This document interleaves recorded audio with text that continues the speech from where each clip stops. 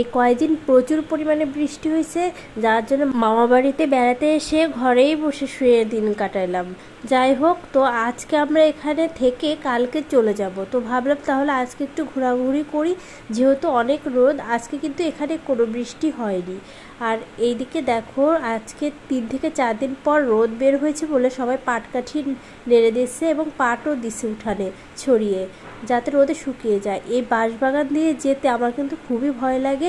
আমি যখন অনেক ছোটো ছিলাম তখন কিন্তু এখানে সূর্যের আলো পৌঁছাতো না, আর অনেক পরিমাণে গাছপালা ছিল। সেই থেকে আমার এখনও একটু একটু করে ভয় লাগে। একা একা তো আমি এখানে আসতেই পারবো না। গ্রামের সৌন্দর্য যে এত সুন্দর, এটা বলে শেষ করা যাবে না নিজের চোখে না দেখলে। মামুনি আর তার দাদু আর দিদা দেখো আগে আগে চলে গেছে। আর এখানে আমরা কালীগঙ্গা ঘাটে চলে এসেছি। যারা আমার ভিডিও প্রতিদিন দেখো তারা অবশ্যই এর আগের ভিডিওতে কালীগঙ্গা ঘাট সম্পর্কে আমি যা যা বলেছি দেখতে পারবে।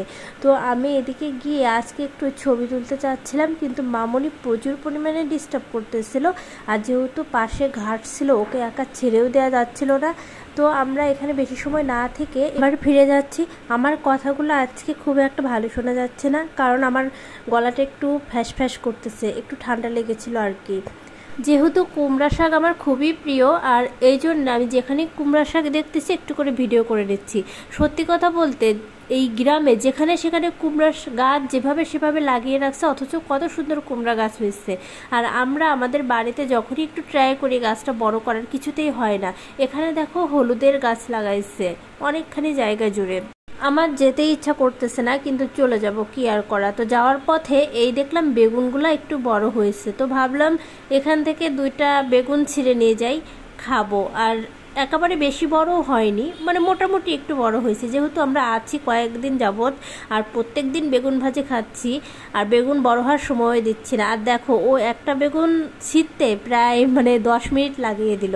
ও আমি দেখতেছি আর ভিডিও করতেছি আর হাসতেছি, দেখিও পারে কিনা। আমি ওকে শিখাই দিচ্ছি এভাবে এভাবে। ছোট মানুষ তো, অনেক কষ্ট করার পর একটা বেগুনও ছিঁড়তে পারলো।